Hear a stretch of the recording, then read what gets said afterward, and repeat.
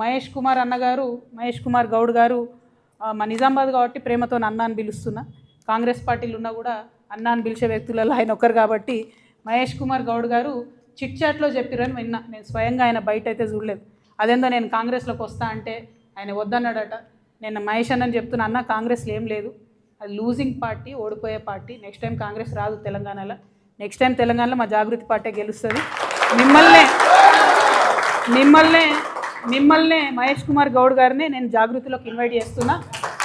మీకున్న ఎక్స్పీరియన్స్తోని మీకు మంచి పోస్ట్ ఇస్తామన్నా, నేషనల్ కన్వీనర్ ఇస్తాం, మీకు మంచి పోస్ట్ ఇస్తాం, మీరే రండి.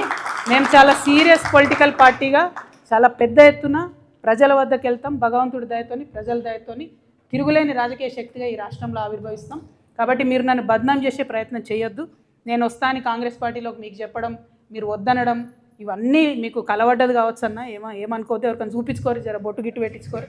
నా రిక్వెస్ట్ ఏంటంటే ఇటువంటి ప్రయత్నాలతోని నా వ్యక్తిత్వాన్ని దెబ్బతీసే ప్రయత్నం చేయొద్దు. మేము మంచిగా మా పార్టీ తయారు చేసుకుంటున్నాం, విధి విధాలను తయారు చేసుకుంటున్నాం, కమిటీలు వేసుకున్నాం, మంచి జోరుదారు తయారీలు ఉన్నాం మేము. అంతేగాని ఎవరి కోసం వెయిట్ చేస్తలేం.